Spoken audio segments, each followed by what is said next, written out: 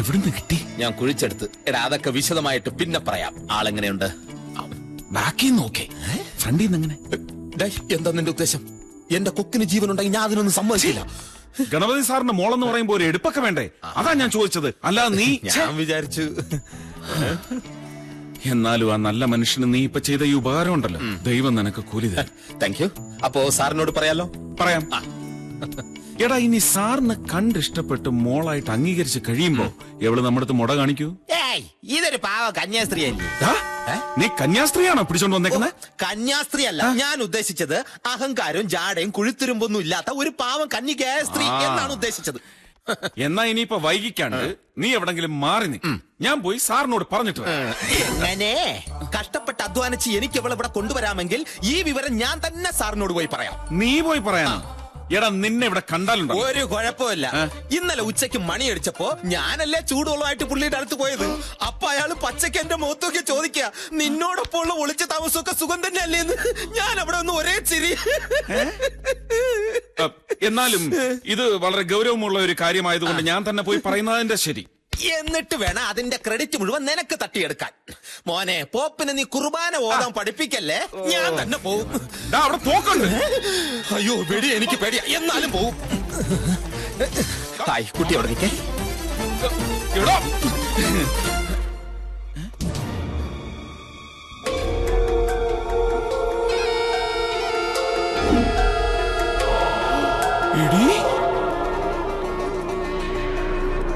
എടി, നീയാണോ ഇവിടെ മോളായിട്ട്?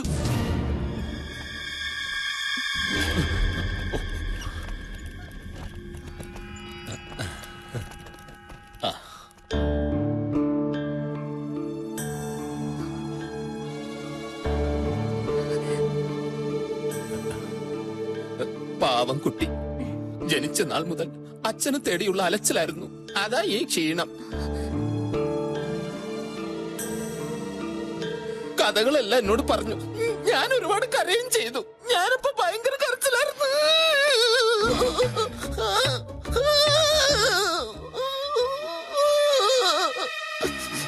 എനിക്ക് താങ്ങാൻ പറ്റുന്നില്ല. ഞാൻ ഉരുട്ടട്ടെ? ഏറ്റില്ല. നീ കൊണ്ടുവന്നാണെന്ന് പറഞ്ഞാ മതി. പൊളിഞ്ഞടി ഭയങ്കരി. നീ മോളാണെന്നുള്ള കാര്യം സാർ വിശ്വസിച്ചിട്ടില്ല. എടി, എന്തടി നീ വിചാരിച്ചത്? നിന്റെ മറ്റേ തൊഴിലിനുള്ള ഏരിയയാണിതെന്നോ? ശരിക്കും നിങ്ങൾ തമ്മിൽ പരിചയമുണ്ടായിരുന്നോ? അവളോട് തന്നെ ചോദിച്ചു നോക്ക്, പറഞ്ഞു തരും. പിന്നെ ഉദ്യോഗം എന്താണെന്നും കൂടെ ചോദിച്ചോണം.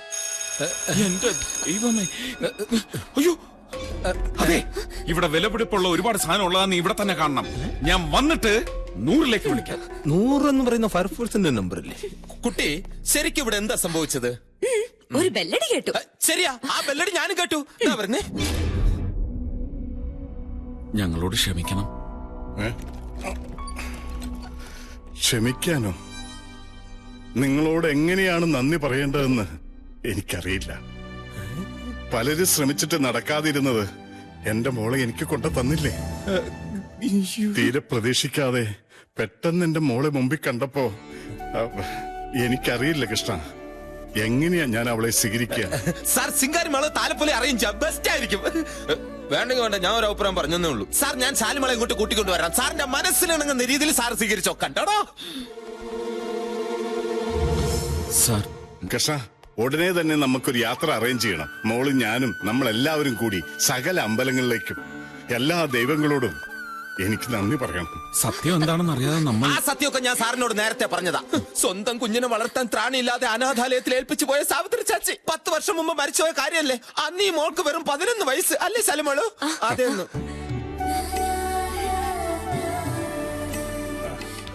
ഇനി അച്ഛനായി മോളായി അവരുടെ പാടായി.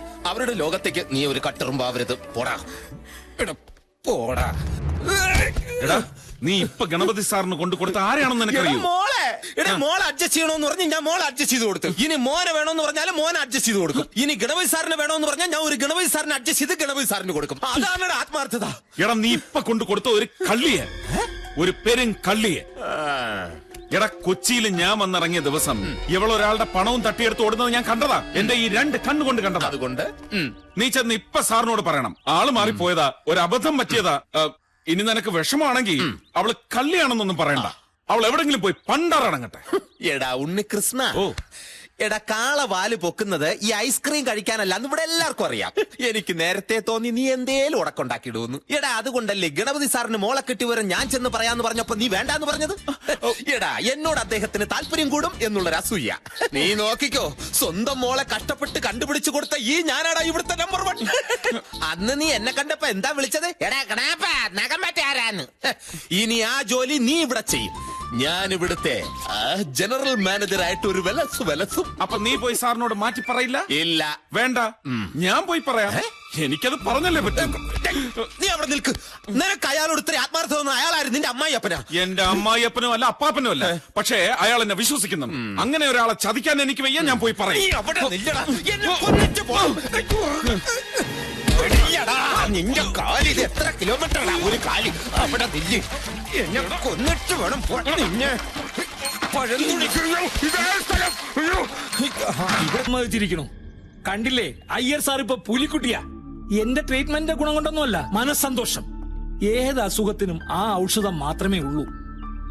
ഏതൊക്കെ വഴിയിൽ എങ്ങനെയൊക്കെ ശ്രമിച്ചതാ. ഒടുവിൽ കൃഷ്ണൻ തന്നെ വേണ്ടി വന്നു മകളെ കണ്ടുപിടിച്ചു കൊടുക്കാൻ. ഈ കൈ എനിക്ക് മാത്രം അവകാശപ്പെട്ടതാണ്. സംശയം വേണ്ട ഡോക്ടറെ, ഞാനല്ലേ മോൾ അഡ്ജസ്റ്റ് ചെയ്ത് കൊടുത്തത്, അല്ല കണ്ടുപിടിച്ചു കൊടുത്തത്. ഏതായാലും ഇനിയിപ്പൊ ഇങ്ങനെ അങ്ങ് പോയാ മതി, ഒന്നിനും ഭയപ്പെടണ്ട. പറഞ്ഞത് കേട്ടല്ലോ. നീ അതിനിപ്പോ വീട് വിട്ടു പോകേണ്ട കാര്യമല്ല. എന്റെ കൈക്കാരനായിട്ട് നീ ഇവിടെ തന്നെ കൂടിക്കോ, ഞാൻ അഡ്ജസ്റ്റ് ചെയ്യാം. ഞാനേ സാറിനോട് അവളെ കുറിച്ചുള്ള മുഴുവൻ സത്യവും തുറന്നു പറയാൻ. അയ്യോ അത് കുഴപ്പാവും. അതെ, ആരോഗ്യം വീണ്ടെടുത്തതൊക്കെ ശരി, പക്ഷെ അദ്ദേഹത്തിന് സന്തോഷം കെടുത്തുന്ന ഒന്നും ഉണ്ടാവരുത്. അങ്ങനെയായാൽ ഇന്നത്തെ നിലയേക്കാൾ മോശമാകാനും മതി. മനസ്സിലായല്ലോ? അതെപ്പോഴും ഓർമ്മ വേണം. ഓക്കെ, വണ്ടി വിട. സാറങ്ങോട്ടോ തിരക്കിട്ട് പോന്നുണ്ടല്ലോ. എന്താ പോന്നല്ലേ? വരുന്നു. അവൻ അങ്ങനെ അങ്ങ് ഒറ്റയ്ക്ക് വിട്ടാ ശരിയാവില്ല. ഞാനും പോവാം. ഞാനും വന്നു.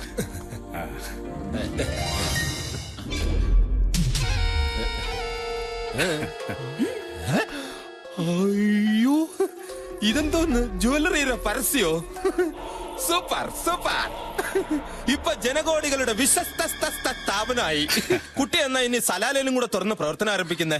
തിരിച്ചു പോരുമ്പോ സാവിത്രിക്കും എന്റെ മോക്കും വേണ്ടി അവിടെ വെച്ച് കരുതി വെച്ച സ്വർണ്ണാഭരണങ്ങളാണ് ഇതെല്ലാം. ഇനി ഈ ആഭരണങ്ങളെല്ലാം അണിഞ്ഞു വേണം എന്റെ മോളെ എനിക്കെന്നും കാണാൻ. പക്ഷെ ഒരു പ്രശ്നമുണ്ട്. എന്തോന്ന്? അനാഥാലയത്തിൽ നിന്ന് ശാലുവിനെയും കൂട്ടി ഇറങ്ങുമ്പോ ആ നേഴ്സമ്മ പറഞ്ഞത്. നേഴ്സമ്മ എന്ത് പറഞ്ഞു? ഒന്നും പറഞ്ഞില്ലല്ലോ. ആ നേഴ്സമ്മ പറഞ്ഞു ശാലുവിന് സ്വർണ്ണം ഉപയോഗിക്കാൻ പാടില്ല. എന്തോ ഒരു അസുഖത്തിന്റെ പേര് അതെന്റെ നാവിന്റെ തുമ്പിലിരിക്കുന്നു. എടാ, തുമ്പത്തിരിക്കുന്ന അസുഖമല്ല, കരുനാക്ക്. എനിക്കുണ്ട്. അലർജി മറ്റോ ആണോ? അത് തന്നെ. തന്നെയും അല്ല, ഈ അസുഖം കൂടിക്കഴിഞ്ഞാൽ മരണം വരെ സംഭവിക്കാമെന്നും പറഞ്ഞു. എന്നോട് ആരും അങ്ങനെയൊന്നും പറഞ്ഞിട്ടില്ല. എന്നോട് പറഞ്ഞതാ. സാറിന് ഇപ്പൊ എന്താ വേണ്ടത്? പൂർണ്ണ ആരോഗ്യത്തോടുള്ള ഒരു മുള വേണോ, അതോ അലർജി മൂത്ത് ഒരു വശം തളർന്നു പോയ മുള വേണോ? നോ, എനിക്കെന്റെ മോളെ മതി. ഒരു റിസ്ക് വേണ്ട. ഇതെല്ലാം അഴിച്ചു വെച്ചാരെ മോളെ. അമേരിക്കയിൽ നിന്ന് ഞാൻ ജീവനോടെ രക്ഷപ്പെടാൻ കാരണം എന്റെ ഫ്രണ്ട് സേതുരാമനാ. അയാൾക്കൊരു മകനുണ്ട്, ജയരാമൻ. ഫിലാഡൽഫിയയിൽ വലിയൊരു റെസ്റ്റോറന്റ് നടത്തുക. കല്യാണപ്രായം കഴിഞ്ഞു. ഒരു പെണ്ണിനെ ഇഷ്ടപ്പെടില്ല. ആളാ ടൈപ്പാ. അമേരിക്കയിൽ നിന്ന് തിരിക്കുന്നതിന് മുമ്പ് സേതുരാമനോട് ഞാൻ ചോദിച്ചു, ഞാൻ എന്റെ മോളെ തേടി പിടിക്കുവാണെങ്കിൽ അവനെ കൊണ്ട് എന്റെ മോളെ കെട്ടിക്കാമോ എന്ന്. അതയാൾക്ക് 100 വട്ടവും സമ്മതവുമായിരുന്നു. വരുന്ന തിങ്കളാഴ്ച ജയരാമൻ എത്തും പെണ്ണ് കാണാൻ. ഞാൻ കണ്ടിട്ടില്ല ജയരാമനെ. ലേശം കറുത്തിട്ടാണെന്നാ പറയണേ. ഇനി അവര് തമ്മിൽ കണ്ടിട്ട് ഇഷ്ടപ്പെടുവാണെങ്കിൽ നമുക്കതങ്ങ് നടത്തി കൊടുത്താലോ കൃഷ്ണ? ഇത്ര പെട്ടെന്ന് മോളെ കിട്ടിയിട്ട് കുറച്ചു ദിവസമല്ലേ ആയുള്ളൂ. അതിനിടയ്ക്ക് അങ്ങ് കെട്ടിച്ചയക്കാന്ന് വെച്ചാ അതും അമേരിക്കയിലേക്ക്. സ്വന്തം മോളെ കണ്ട് കൊതി പോലും തീർന്നു കാണില്ല സാറിന്. അതുകൊണ്ട് അതിനെപ്പറ്റി നമുക്ക് സാവകാശം ആലോചിച്ചാ പോരെ? അല്ലെങ്കിൽ നാട്ടിൽ നിന്ന് തന്നെ ഒരു പയ്യൻ ആലോചിച്ചാലോ? മകള് കൈവിട്ടു പോകുന്നുള്ള പേടിയും വേണ്ട. എന്റെ അറിവിൽ ഒരു വലിയ ജൈവവള ഫാക്ടറിയുടെ മകനുണ്ട്. അല്ല, ഫാക്ടറി ഓണറുടെ മകനുണ്ട്. പാവം ചെക്കൻ, നല്ല തങ്കപ്പെട്ട സ്വഭാവം. കാണാനാണെങ്കിൽ ഒരു 7-7 അഴക് വരും. പിന്നെ വിദ്യാഭ്യാസമോ മറ്റു കുഴപ്പങ്ങളോ ഒന്നുമില്ല താനും. നല്ല പയ്യനാ. എനിക്കറിയാം. അവർക്ക് രണ്ടുപേർക്ക് ഇഷ്ടപ്പെടുകയാണെങ്കിൽ കല്യാണം നടത്തി കൊടുക്കാമെന്ന് സേതുരാമന് ഞാൻ വാക്കുകൊടുത്തുപോയി. എന്നാലും ഒരു പ്രശ്നമുണ്ട്. ജയരാമൻ വലിയ കോടീശ്വരന്. എന്റെ മോക്കാണെങ്കിൽ ഒരു ബാങ്ക് അക്കൗണ്ട് പോലുമില്ല. അതുകൊണ്ട് ജയരാമൻ വരുന്നതിന് മുമ്പ് എന്റെ സകല സ്വത്തുക്കളും മോളുടെ പേരിലാക്കാൻ പോവാ. ഒന്നുമില്ലാത്ത എന്റെ മോളെ അയാൾ താലി കെട്ടേണ്ടി വരരുത്.